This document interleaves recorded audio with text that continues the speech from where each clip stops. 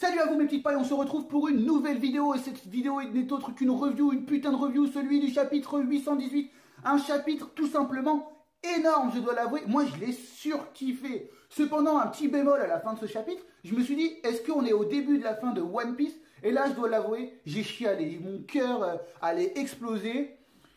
Non, je déconne, mais bon, j'ai eu une petite nostalgie et j'étais un peu dégoûté. Mais je me suis dit, bon, One Piece a encore de belles années devant lui, donc faut pas trop s'en faire. Donc, qu'est-ce qu'on apprend dans ce chapitre? Tout simplement que le poneglyphe qui est sur Zou n'est autre qu'un road poneglyph et qui mène tout simplement à Roguetail, l'île mystérieuse. Est-ce que je l'avais vu venir? Eh bien, si vous voyez mes vidéos précédentes, absolument pas. Comme je vous l'ai dit dans mes vidéos précédentes, je vous ai assez cassé les couilles avec. Je pensais réellement qu'il y aurait une information sur Joy Boy. Et Oda vient tout simplement de me faire un multi-clonage fuck you et me la met tout simplement à l'envers. Comme d'habitude, donc mes théories sont un peu tombées à l'eau sur ce coup-là. Mais bon, c'est pas véritablement tué dans l'œuf, sachant qu'on n'a pas tout le mystère révélé sur les Minx. Pour revenir au poneglyph, on apprend que celui-ci mène à Roguetail, l'île mystérieuse. Alors j'essaye de vous faire le nom Roguetail en anglais, mais bon, mon anglais est assez pourri. Mais bon, pas grave, revenons. Donc on apprend que celui-ci mène à la dernière île. Et qu'il faut 4 poneglyphes. On sait tout simplement que Big Mom en a un, que Kaido en a un, bah celui sur Zou ça fait le troisième, et qu'il y en aurait un autre, mais que celui-ci aurait disparu. Mais bon, moi je trouve ça tout simplement assez bizarre, car on apprend aussi que Oden, j'allais dire Oda, tout simplement que Oden Kozuki pouvait lire et écrire les poneglyphes. Du coup, on comprend qui a écrit le message sur la cloche dorée sur Scipia. Cependant, je ne comprends pas ce qu'a voulu nous dire Rayleigh dans le chapitre 52. En effet, il nous dit tout simplement que s'il arrivait grosso modo au bout du voyage, c'est tout simplement grâce au pouvoir de Goldie Roger qui était d'entendre la voix des choses. Mais aussi, il dit qu'ils n'étaient pas aussi intelligents que les scientifiques d'Ohara. Bah si, d'un côté, parce que justement, Oden était là, il pouvait lire et décrire les poneglyphes. Donc c'est assez bizarre. Et du coup, ça rend le pouvoir de Goldie Roger tout simplement obsolète, inutile. Tout simplement parce qu'il avait quelqu'un qui pouvait lire les poneglyphes, tout comme Robin. Donc, est-ce que le pouvoir de Goldie Roger était vraiment utile? Et là, beaucoup ont fait des théories tout simplement sur le 4e poneglyphe. Beaucoup ont dit que c'était Shanks qui l'avait, ou encore Marco, ou encore Baggy, ou encore le gouvernement mondial, ou pourquoi même pas, je sais pas moi, Hermep, ou Garp, ou n'importe qui dans One Piece. De toute façon, les théories à l'heure qu'il est sur la position du 4e poneglyphe est tout simplement à 99,9% vrai, tout simplement parce qu'on n'a pas assez d'informations. Mais imaginez un autre scénario. On sait que justement Oden faisait partie de l'équipage de Goldie Roger. Donc on est d'accord qu'il pouvait lire les poneglyphes. Mais imaginez une seule seconde qu'ils n'ont jamais réussi à trouver le 4e poneglyphe. Et que tout simplement, grâce à son pouvoir, Goldie Roger avait réussi à trouver Roguetail, je le refais en anglais, grâce à son pouvoir. Et du coup, avec seulement 3 poneglyphes, il aurait réussi là où personne aurait réussi avec 4. Sachant que on nous dit bien que Goldie Roger est le seul à avoir réussi avant pas mal de siècles. Et c'est le seul au monde. Donc du coup, on peut supposer, parce que bien avant, on se doute bien que Ohara savait lire les poneglyphes, le clan Kuzuki a toujours su lire les poneglyphes, et on se doute bien qu'avant, beaucoup de monde pouvait plus ou moins lire les poneglyphes. Donc pour quelle raison, je dis bien pour quelle raison, seul Goldie Roger aurait réussi? Et bien pour ma part, peut-être que le 4e a toujours été perdu, mais que grâce au pouvoir d'entendre la voix des choses, eh ben, il a réussi à combler ce manque du 4e poneglyphe. Donc voilà pour ma théorie du 4e poneglyphe. Alors ça se base absolument rien. Comme je l'ai dit, j'ai 99,9% d'avoir raison, mais comme un peu tout le monde qui dit n'importe quoi.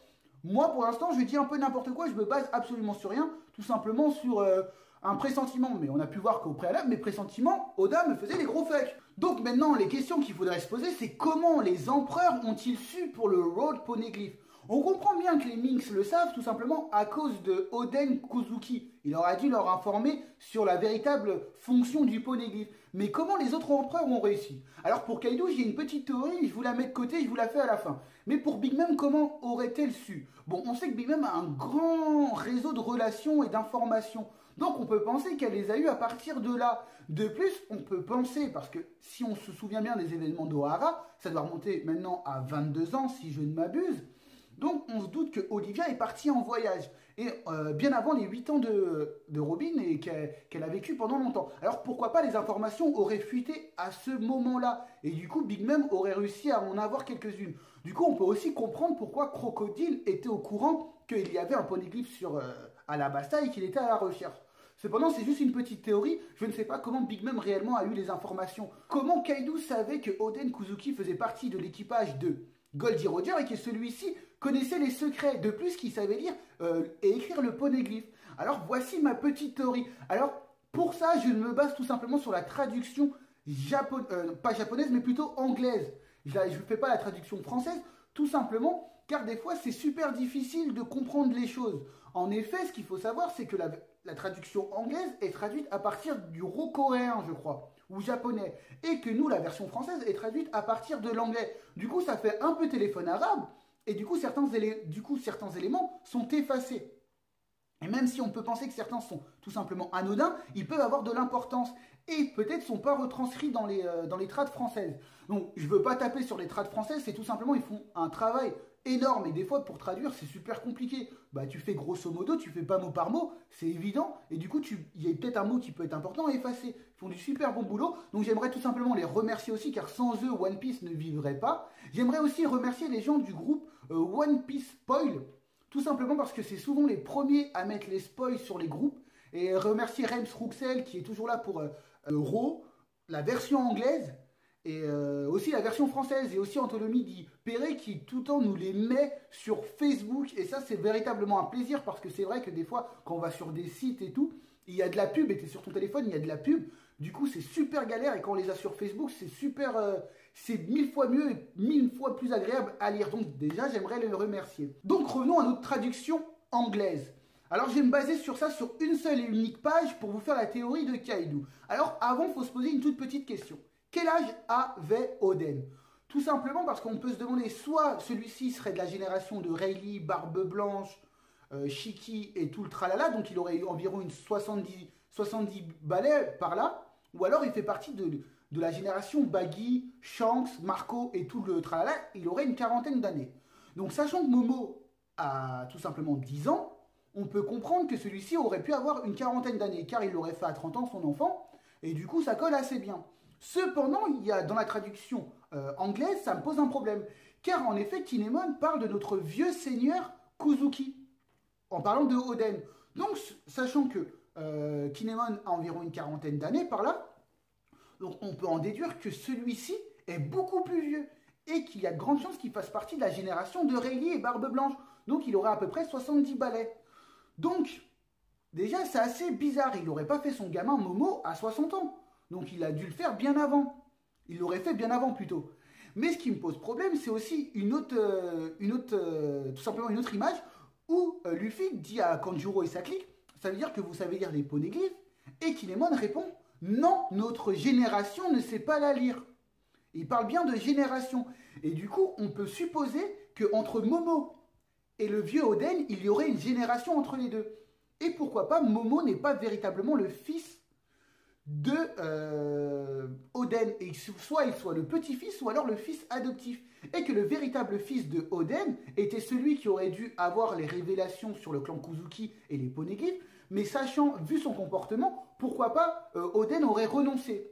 Celui-ci serait parti et aurait rencontré Kaido. Et en contrepartie de le rendre shogun du pays de Wano Kuni, il lui donnerait des informations sur les road poneglyphes et sur la façon de les traduire. C'est comme ça que je comprends un peu les choses. En fait, il y aurait une génération entre Momo et du coup Oden. Et celle-ci n'a pas eu les informations. Donc, est-ce que c'est le fils de Oden, le véritable fils de Oden, qui aurait dû avoir les informations? Ça, c'est à voir. Donc, voici une petite théorie sur Kaido. Et peut-être que le fils, soi-disant la personne, le shogun actuel de Wano Kuni, pourrait être une des 3 calamités de Kaido. Et du coup, on pourrait voir le lien. Donc, pour cette review, qu'est-ce qui peut en ressortir? Alors, est-ce que Goldie Roger avait véritablement les 4 road poneglyphes pour aller jusqu'à Rocktail? Ça, c'est à voir. Comment Big Mom a-t-elle eu les informations pour avoir un road poneglyph? Et pour finir, n'y aurait-il pas une autre génération de Kuzuki, c'est-à-dire le fils de Oden, qui serait derrière tout ce changement sur Wano Kuni? Donc j'espère que ma petite review vous a plu. Alors c'est pas une review extraordinaire qui est énorme, parce qu'on a beaucoup d'informations, ça soulève encore une fois beaucoup de questions, mais c'était un véritable plaisir de lire ce chapitre. Moi, je reviens toujours pas, je suis toujours content. Donc, si vous avez aimé cette review, n'hésitez pas à mettre un petit pouce. N'hésitez pas à liker, partager et commenter. Ouais, j'attends vos petits commentaires. J'ai envie de voir ce que vous en pensez sur ce que je viens de vous dire, les petites idées que je viens de vous sortir. Et on se retrouve pour une nouvelle vidéo. Encore merci. N'hésitez pas à vous abonner. Encore au revoir mes petites pailles. Tchuss!